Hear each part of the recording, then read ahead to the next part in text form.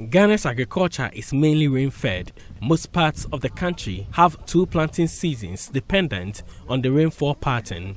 The major cropping season is between June and August, while September to October is the minor.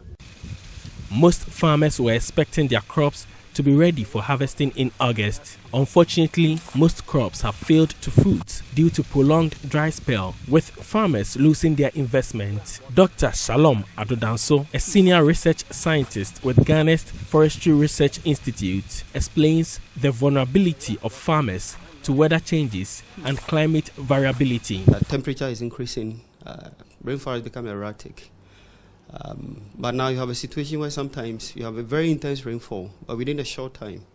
Then it can also be accompanied by dry spell durations. So it is very clear. The main issue is, how do you now adapt?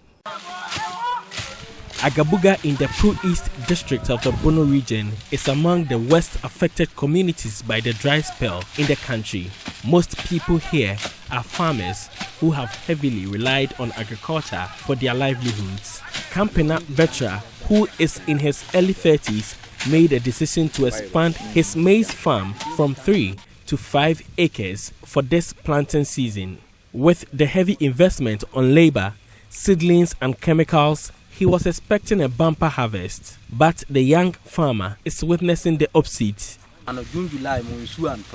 We were expecting rains in June and July, but it never came. The maize should be fruiting by now, but it is not. The weather does not support farming. It may lead to shortage of food on the market. Walking through the farm, the soil is dried up. Most of the maize plants here are turning brown from the green leafy ones normally noticed with healthy plants. The corn ears which house the cobs are dried, affecting the development of the kernel. Jacob Naja weaves through his yam farm as he hopes for the rains. The delay in rains have prolonged the readiness of the tuber for harvesting, but the farmer continues to be expectant. With good rains, the tuber could be ready for market in the next few weeks. We farm maize and granules as well. They are all not doing well now.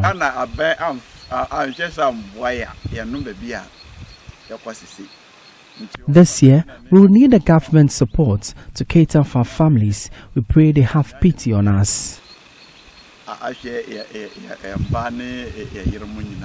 To many farmers, poor irrigation continues to be the bane of productivity, with no deliberate effort by successive governments to deal with the situation.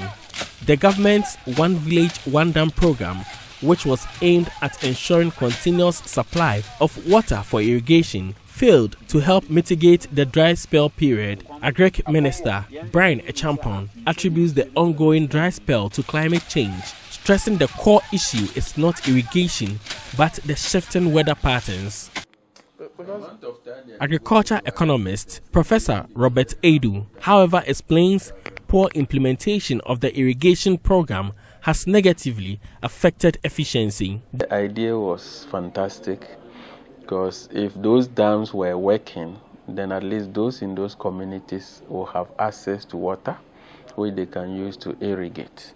Unfortunately, it was supposed to be across so many villages, and it was a bit overwhelming. I think that going forward, if government can focus, then within, let's say, a district, if you can even have just 4 places where you can have irrigation scheme that is working, it will help.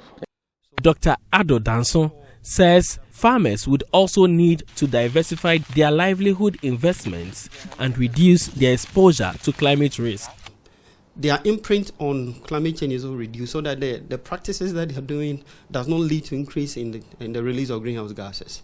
So for instance, using different varieties of crop is very important. Cropping at different times, so like crop rotation. These things that in the past our farmers, they know already, but the only thing is that we back it with the science.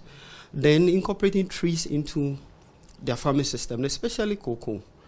is very, very important. So, sometimes they're nitrogen fixing species. For us as research institutions, if you go to Crop Research Institute, under the Council for Science and Industrial Research, these are some of the things that you are looking at. Savannah Agricultural Research Institute also, looking at some of the varieties that are tolerant to drought, or now, for me, even to flooding conditions, so they can stay in water and still probably survive. Few months to the 2024 general elections, the two leading political parties who have played active roles in governance are proposing solutions in their manifestos. For Joy News, Nanaya Ochima, Bono East. Climate Focus is brought to you by Joy News in partnership with Youth Bridge Foundation, bridging gaps for positive youth development, and the Climate Development Knowledge Network.